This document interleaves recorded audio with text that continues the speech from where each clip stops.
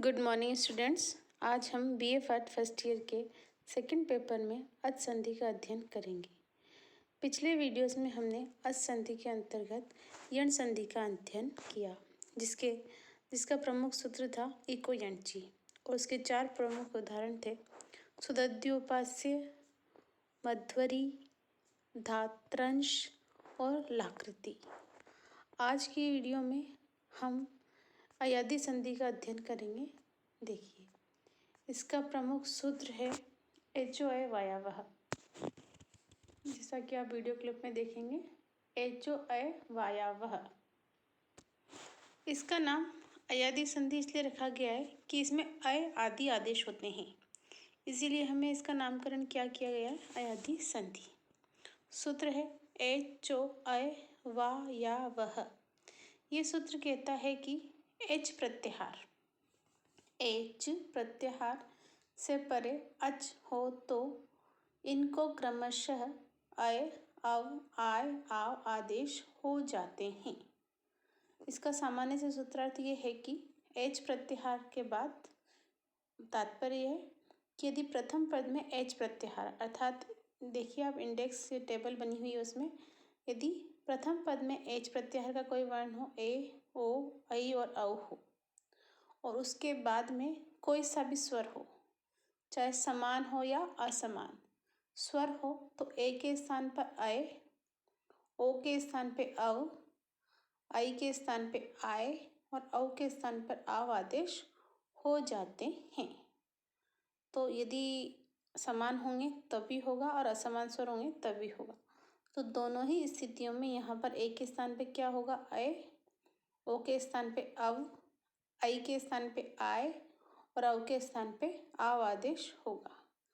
अब इस सूत्र से हमें ये दिख रहा है, देखिए सूत्र में दे रखा है एचो, तो मतलब एच, इसके बाद अय, फिर अव, फिर आय, फिर आओ। अब यहाँ पर अच है ही नहीं कि पीछे क्या होना चाहिए, तो इस सूत्र में अच कहाँ से आया? तो इस सूत्र में हमने अच की अनुवृत्ति ली है इको यणची से। तो ये ध्यान रखना कि यहाँ पर अच की अनुवृत्ति कौन से सूत्र से आई है, इको यणची सूत्र से आई है, अर्थात अच का ग्रहण हम कौन से सूत्र से ले रहे हैं, इको यणची सूत्र से ले रहे हैं। अब इसके बाद इसमें सूत्र आता है, ये ऊपर देखिए, यथा संख्यम अनुदेशः समानम। यथा संख्यम अनुदेशः समानम, ये कहता है कि संख्या की दृष्टि से समान संबंध वाली विधि संख्या के अनुसार हो। तात्पर्य ये है कि जब संख्या समान हो, जैसे ए, ओ, ऐ, औ, ये समान है और इनके आदेश भी क्या है, समान है, ऐ, औ, आय, आव, तो इसके आदेश भी क्या है, समान, और इनकी संख्या भी क्या है, समान। तो संख्या की दृष्टि से समान संबंध वाली विधि की संख्या के अनुसार हो। तो जैसा विधि है, जैसा उसका उच्चारण है, उसके समान उसका आदेश भी कैसा होना चाहिए, समान होना चाहिए। अर्थात ऐसा नहीं हो कि एक के स्थान पे अब आदेश हो जाए। तो जिस प्रकार से संख्या दे रखी है उसी प्रकार से आदेश भी इनके क्या होने चाहिए, समान होने चाहिए। तो इन दोनों की सूत्रों की मदद से अय आदि आदेश होते हैं। देखिए हम इसे उदाहरण से देखते हैं। हरिये, यहाँ पर हरे प्लस ए, इस स्थिति में भाई हरे प्लस ए, अब हरे में क्या है, ए, और उसके बाद में स्वर क्या है आपका, ए। तो एचो अय वायावह और यथा संख्यम अनुदेशः समानम, इन दोनों सूत्रों की सहायता से र के ए के स्थान पे क्या आदेश होगा, अय। नीचे देखिए हर प्लस अय प्लस ए, और मिलाने पे क्या बन जाएगा आपका, हरिये। उसी प्रकार देखिए दूसरा उदाहरण, पवन। अब अगर ये तो था जोड़ने का तरीका कि हरे प्लस ए दे रखा है तो हम तो जोड़ सकते हैं। अब अगर इसे तोड़ना हो तो कैसे तोड़ेंगे, आप जो पवन में से इसको अव को अलग करेंगे, और अव में क्या है पीछे अन, तो प हलंत प्लस अव प्लस अन ये होगा। अब अव के स्थान किसके स्थान पे होता है, ओ के स्थान पे, तो इसको हम क्या लिख देंगे, ओ। तो प हलंत वाला ओ और अन, और मिलाएंगे तो पो प्लस अन, तो इसका संधि विच्छेद क्या होगा, पो प्लस अन। तो संधि विच्छेद इसका ये है पो प्लस अन, जिससे मिलाने पे क्या बन जाएगा, ये आपका पवन। ऐसे देखिए आप नायक को जब हमने तोड़ा तो हमने इसमें आय को अलग किया, तो न प्लस आय प्लस अक। अब आय किसके स्थान पे होता है, आप टेबल में देखिए, आई के स्थान पे। तो न में हम किसकी मात्रा लगा देंगे, आई की। तो इसका संधि विच्छेद क्या हो जाएगा, नई प्लस अक। उसी प्रकार देखिए, अगर आगे है आपका पावक। पावक में जब हम तोड़ देंगे तो प प्लस आव प्लस अक इस प्रकार से तोड़ेंगे। और आव किसके स्थान पे होता है, अव के स्थान पे। तो प में हम किसकी मात्रा लगा देंगे, अव की। तो पौ प्लस अक, तो क्या बन जाएगा, पावक। इस प्रकार जोड़ना तो आसान है, लेकिन तोड़ने में थोड़ा सा मुश्किल है कि आप ये देखिए, आय, अव, आय और आव हो, तो वहाँ से हम उनके स्थान की वो उसके स्थान पे होने वाले आदेश को हम उस मात्रा में वर्ण में लगा देंगे और पीछे वाला अ निकाल के अलग रख देंगे। इस प्रकार से हम जोड़ तोड़ने का कार्य कर सकते हैं। ये ध्यान रखिएगा कि यण संधि में भी यह आता है और अयादी संधि में भी अ आता है। तो दोनों में अंतर क्या है कि यण संधि में जो य और व आता है उससे पहले वाला वर्ण हमेशा आधा होगा, ध्यान रखिएगा। जैसे सद्य उपास्य, तो य से पहले वाला ध क्या है आपका, आधा।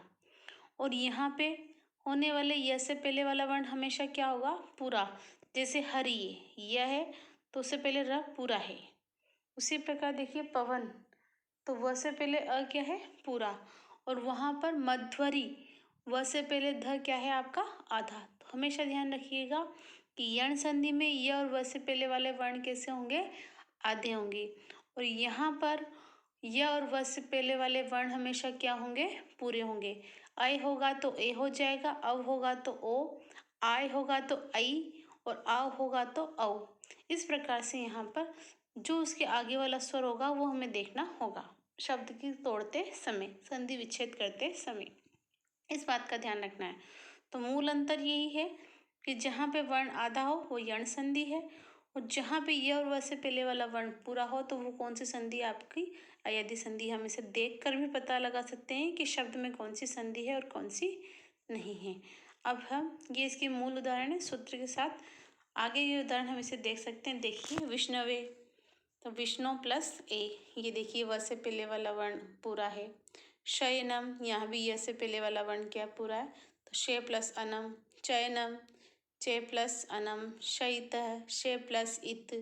शयानः, शे प्लस आनः। मतिये, मते प्लस ए। मुनये, मुने प्लस ए। पवनम, पो प्लस अनम। गुरुवे, गुरो प्लस ए। भवनम, भो प्लस अनम। इस प्रकार से आपके यहाँ पर ये इतने सारे उदाहरण आपके सामने उपस्थित हैं। आप इन्हें संधि विच्छेद कीजिएगा और जो टूटे हुए उनको जोड़िएगा। और फिर आपको कोई समस्या हो तो आप मुझे कमेंट बॉक्स में लिखकर पूछ सकते हैं। अब इससे आगे वाला हम सूत्र लेते हैं। देखिए वांतोई प्रत्यय, ध्यान से देखिएगा, ये अयादी संधि का ही सूत्र है। ये कहता है, देखिए वांतो ही प्रत्यय, क्योंकि वांत, वांत से तात्पर्य व अंत वाले। कौन से अंत वाले, व अंत वाले। और पिछले सूत्र के अनुसार व अंत वाले दो थे, एक तो अव और एक आव। दोनों ही कौन से अंत वाले, व अंत वाले। ठीक है, इसीलिए क्या कहलाएंगे, वांत। तो इसमें दो चीजों से काम है, ओ के स्थान पे अव और आव, औ के स्थान पे क्या होगा, आव। ये अंत वाले नहीं कहा, इसने सिर्फ क्या कहा है, वांत। तो देखिए यदि यकार आदि प्रत्यय बाद में हो, यदि बाद वाला शब्द किसी यकार आदि प्रत्यय से बना हुआ हो तो वांत आदेश हो जाते हैं। अर्थात ओ के स्थान पे अव और आव के स्थान पर आव आदेश हो जाता है। आप पुनः देखिए एक बार, यदि पीछे वाले पद में यकार आदि प्रत्यय से बना हुआ कोई शब्द है तो, और आगे वाले पद में ओ हो तो उसको अव आदेश हो जाएगा, और औ हो तो उसको आव आदेश हो जाएगा।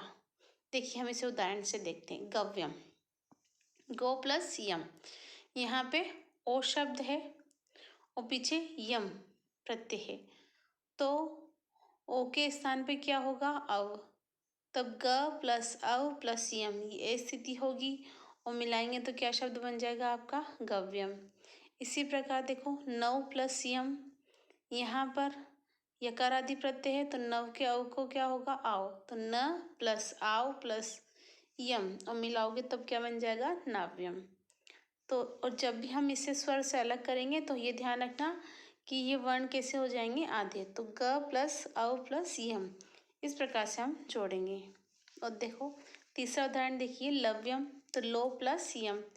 अब ये यकार आदि प्रत्यय है तो लो के ओ के स्थान पे क्या होगा, अव, तो ल प्लस अव प्लस यम और मिलाएंगे लव्यम। ऐसे भव्यम, तो ये भ ल हमेशा आधे होंगे, इस बात का आप ध्यान रखिएगा, तभी मिल सकते हैं। अगर पूरे होंगे तो नहीं मिलेंगे, आधे होंगे तो ही मिलेंगे। देखो भो प्लस य प्लस यम। अब यहाँ पर अगर हम इसे तोड़ें तो देखिए भ, तो ये भ प्लस अव प्लस यम, और जब मिलाएंगे तो ये भ में अ मिल जाएगा, भ वो आधा रह जाएगा और क्या बन जाएगा, ये भव्यम। इसी प्रकार से मांडव्य, देखो मांडो प्लस ये, तो मांड प्लस आ, अव प्लस ये मिलाएंगे तब क्या बन जाएगा, मांडव्य। बाभ्रव्य भी इसी प्रकार बनेगा, बाभ्रो प्लस य, तो इसी प्रकार ये सारे शब्द बनेंगे। ये हमेशा ध्यान रखिएगा, जब हम वर्ण अलग करेंगे तो व्यंजन क्या रह जाएंगे, आधे। अब इसके आगे वाला सूत्र हम देखते हैं, देखिए एक वार्तिक और है इसमें, अध्व परिमाणे च। ये कहता है कि यदि गो शब्द से परे युति शब्द हो तो गो के ओ को अव आदेश हो जाता है।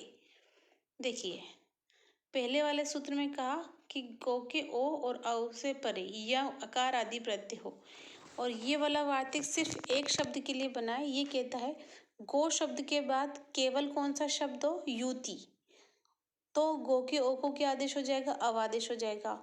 और इसने एक शर्त और रखी, यदि समुदाय से बने हुए शब्द का अर्थ क्या होना चाहिए, दो कोस होना चाहिए। देखिए समुदाय के मार्ग के परिणाम माप का अर्थ ज्ञात हो तो यहाँ पर गव्युति शब्द का अर्थ होता है दो कोस आदि। यदि मार्ग के परिणाम का अर्थ नहीं हुआ, परिमाण का अर्थ नहीं हुआ, तो गोयुति रहेगा। और यहाँ युति शब्द यकार आदि प्रत्यय में नहीं आता, इसलिए इस वार्तिक की आवश्यकता हुई। देखिए यहाँ पर इस वार्तिक की आवश्यकता हमें यूँ हुई क्योंकि आप कह सकते हो युति शब्द सो, इससे भी हम सिद्ध कर सकते हैं वांतोई प्रत्यय से, क्योंकि यकार आदि शब्द है। हाँ बिल्कुल यकार आदि शब्द तो है, परंतु वो प्रत्यय का बना हुआ नहीं है, पहली बात तो ये। दूसरी चीज कि वार्तिक ने सिर्फ ये कहा है कि गो शब्द के बाद यदि युति हो तो गो की ओ को क्या हो जाएगा, अव, जिससे शब्द बनेगा गव्युति। लेकिन गव्युति का अर्थ क्या होना चाहिए, मार्ग का परिमाण अर्थात मार्ग की माप, दो कोस। यदि मार्ग का परिमाण अर्थ नहीं होगा तो यहाँ पर गव्युति शब्द नहीं बनेगा, केवल क्या बन जाएगा, गोयुति। इस बात का हमें ध्यान रखना है। और देखिए रूप सिद्धि कैसे हुई, गव्युति गो प्लस युति, गो के ओ के स्थान पे क्या होगा, ग प्लस अव प्लस युति, और मिलाओगे तो क्या बन जाएगा, गव्युति। इस प्रकार ये आपकी अयादि संधि है। पहला सूत्र एचओ वायावा, दूसरा वांतो ई प्रत्यय, और तीसरा अध्व परिमाणे च। सभी उदाहरण प्राय पहले वाले सूत्र से होते हैं, हरिये, पवन, नायक और पावक। दूसरे उदाहरण से गव्यम, गाव्यम, लाव्यम इत्यादि शब्द, और तीसरे से मात्र एक शब्द बनता है गव्युति, जिसका हमें स्मरण रखना है।